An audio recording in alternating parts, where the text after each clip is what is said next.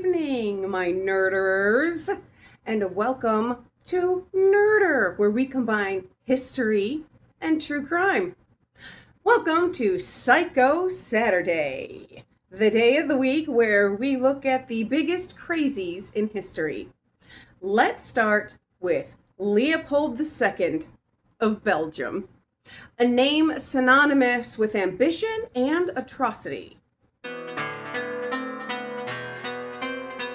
You know, we hear a lot about Hitler, Pol Pot, Stalin, but very few documentaries talk about King Leopold II of Belgium and what he did to the Congolese people. His reign over the Congo Free State stands as one of the most brutal episodes of colonial exploitation in history. But how did a small European monarch end up controlling a territory nearly 80 times the size of his own country? And what was the human cost of this man's imperial ambition? First, I have to ask you to please excuse the bruising that you will see on me. I made a post earlier that we would be doing Psycho Saturday, even though I had been in the hospital for a brain aneurysm that they fixed. So all is well now, and the show must go on. So, Leopold II of Belgium. He was the second king of Belgium, born in 1835. Now, Leopold was very ambitious and very envious of the superpowers that reigned in Europe. He wanted Belgium to be the kind of empire that was noteworthy, that was worthy of being in the history books. And he had a dream of building that empire. The problem is, Belgium didn't want to fund that dream of building a grand empire. So Leopold II came up with his own plan that wouldn't necessarily benefit Belgium, but would definitely benefit himself. By the late 19th century, Europe was carving up Africa at a dizzying pace. So Leopold saw his opportunity in the Congo Basin, which is rich in rubber, ivory, and many natural resources. He presented himself as a humanitarian that wanted to bring civilization, Christianity, and commerce to the people of the Congo Basin. He even set up the International African Society, a supposedly philanthropic group that hid his actual intentions.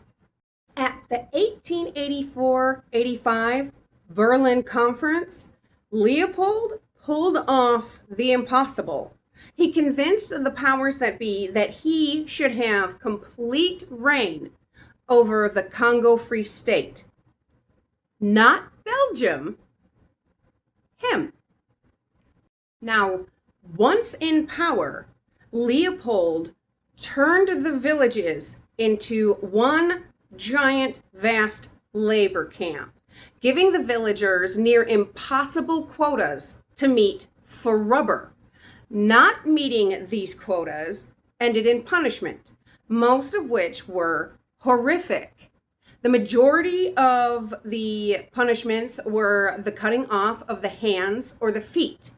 Now, a business-minded man and an entrepreneur, Leopold knew that if a villager needed his hands to work, he would cut off the hands of his wife or even his children instead. What? What? Oh, and the amputation of hands and feet was also for economic purposes. They didn't want to waste bullets. No kidding. That's really one of the reasons they didn't want to waste bullets.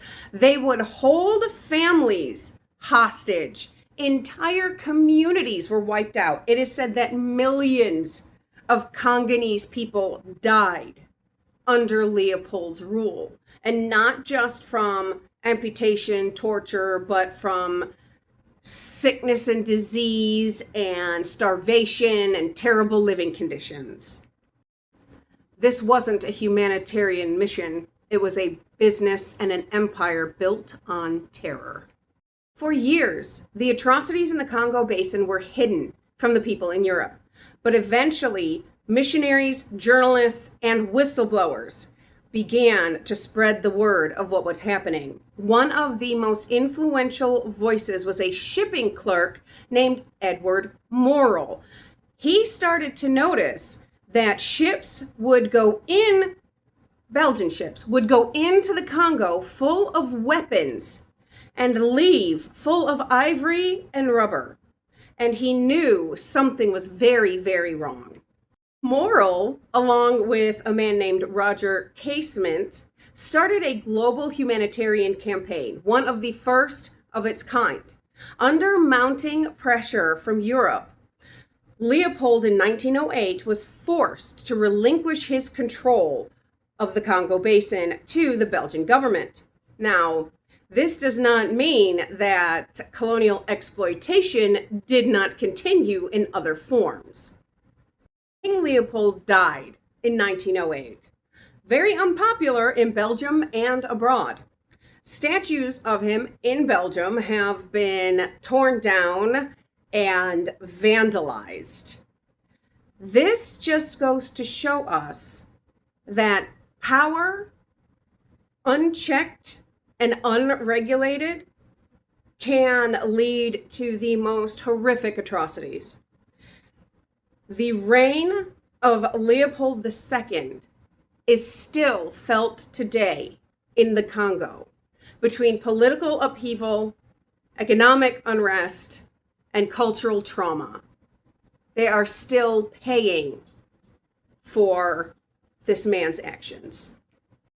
Thank you all for joining me on this Psycho Saturday. That was King Leopold II of Belgium. If you like history and you like true crime, go ahead and stab that like button and subscribe.